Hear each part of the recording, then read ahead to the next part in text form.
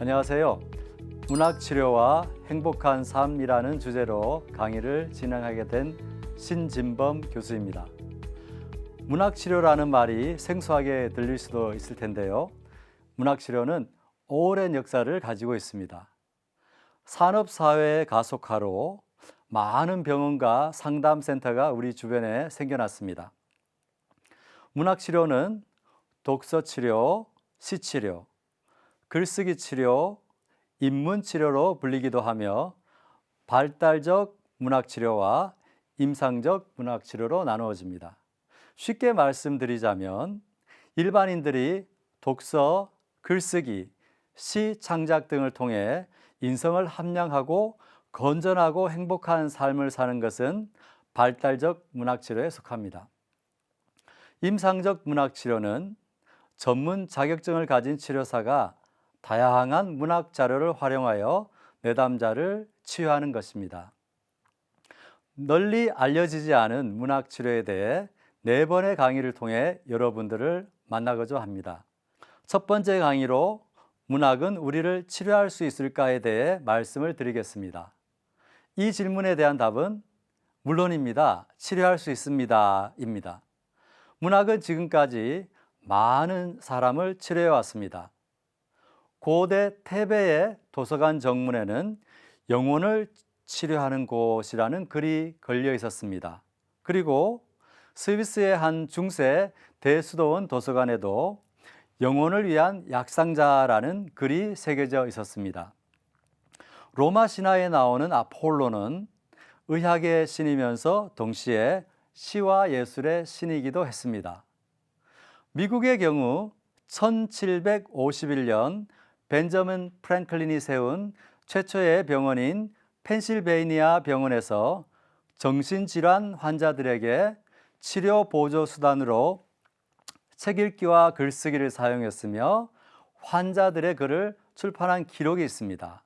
성경에 나오는 악령에 사로잡힌 사울왕과 시를 짓고 수금을 연주하며 그 악령을 잠재운 다윗의 이야기와 1000일 동안 이야기를 들려주면서 자신과 왕의 목숨을 구한 세라자드 이야기는 문학치료에서 자주 등장합니다. 현대적 관점에서 볼 때 사울 왕과 샤리아르 왕은 모두 왕위 찬탈, 여성의 배신에 관련된 강박적인 정신병을 앓고 있는 사람들입니다. 다윗과 세라자드는 음악과 이야기를 통해 그들을 치유하고 자신들의 목숨도 구했습니다. 우리 주변에도 우울증으로 고생하거나 여러 문제로 정신건강의학과를 찾고 있는 사람들이 많은데요. 정신적으로 힘든 사람들의 경우 약물 치료 도움을 받거나 전문가와 상담합니다. 그리고 최근에는 문학을 활용한 상담을 하는 사례가 늘어나고 있습니다. 그 이유는 내담자가 고통받고 있는 문제에 대해 직접적으로 말하는 것을 꺼리는 경우가 많기 때문입니다. 문학치료사는 민담, 설화, 시, 그림책, 소설, 자기계발서, 그림, 노래 등을 상담에 활용합니다. 그렇기에 환자는 거리를 두고 말을 하며 자신의 고민을 자연스럽게 드러내고 문학작품과 관련된 글쓰기를 하면서 스스로 문제를 극복할 힘을 가지게 됩니다. 그러면 우리는 어떤 책을 어떻게 읽어야 할까요? 먼저 일상생활을 할 수 없을 만큼 힘든 경우 정신과 의사의 도움을 받는 것이 가장 좋습니다. 내담자가 여러 가지 이유로 정신과 의사를 만나고 싶어 하지 않는 경우가 있는데요. 이런 경우 전문적인 자격증을 가지고 있는 상담사나 문학치료사의 상담이 꼭 필요합니다. 저는 오늘 발달적 문학치료에 대해 더 자세하게 말씀드리고자 합니다. 영국의 경우 의사가 직접 책을 처방해오고 있습니다. 영국 왕립 일반의대와 정신과 의사들이 심리치료에 효과적이라고 검증하고 엄선한 30권을 직접 환자에게 처방하고 있는데 이 프로그램은 병원에 가기 힘든 사람에게 아주 인기 있습니다. 현재 한국에는 한국독서치료학회와 한국문학치료학회가 활발하게 활동을 하고 있습니다. 두 학회 모두 한국연구재단의 등재지를 발행하고 있으며 학술지에는 문학치료와 독서치료에 대한 여러 논문이 실리고 있습니다.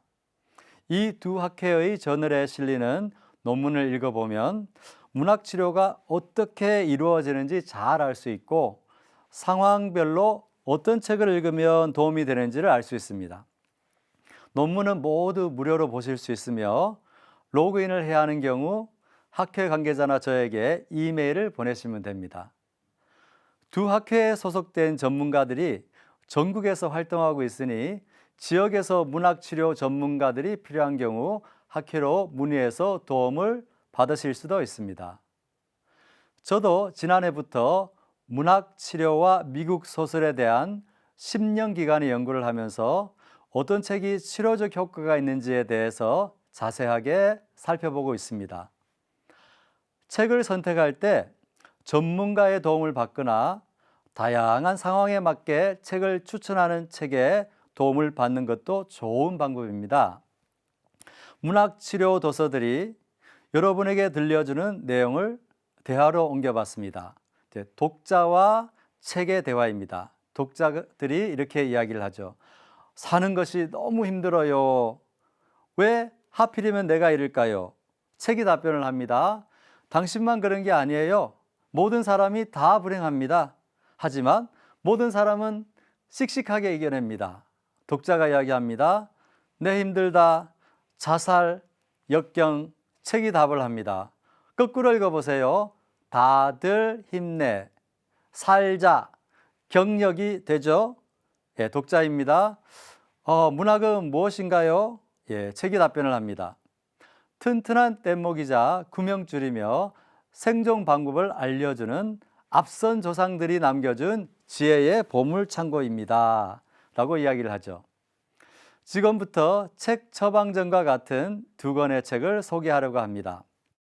첫 번째 책은 영국의 알랭 드 보통 인생학교의 독서 치료사들인 엘라 베르트와 수잔 엘드킨이 쓴 책인 소설이 필요할 때 알랭 드 보통 인생학교 소설 치료사들의 북 테라피입니다. 작가들은 이 책에서 예방접종의 역할을 하는 751권의 소설을 소개하고 있습니다. 책의 일부를 보겠습니다. 폐소 공포증이 있을 때 초원의 집 전 9권 가운데 제2권을 가지고 가라.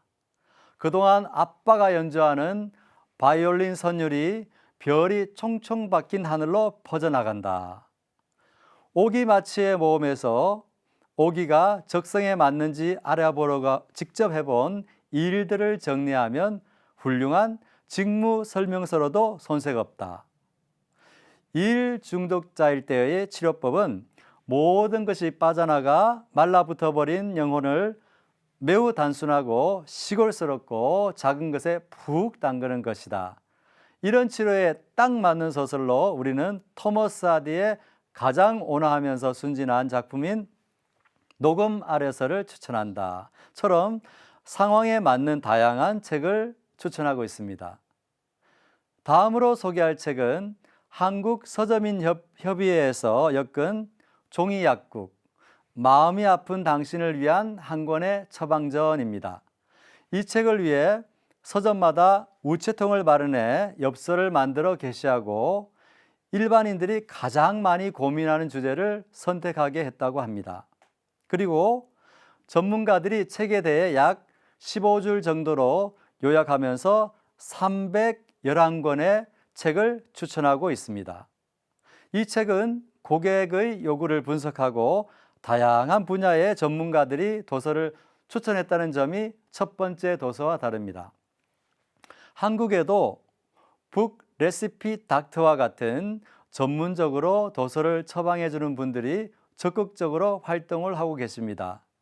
미국의 경우 소설센터 Center for Fiction 소속 도서 처방 전문가는 1년 동안 읽을 12권의 책을 처방해 주기도 합니다. 이러한 서비스들은 유료이며 전문가들은 도서를 처방해 주기 전에 다양한 질문이 담긴 문서를 고객에게 작성하라고 하고 오랜 시간 동안의 문서 분석 및 면담을 통해 의뢰인의 상태에 대해 정확한 정보를 알고 난 후 도서를 처방해 주고 있습니다. 다음으로는 독서 노트의 중요성에 대해 말씀드리고자 합니다.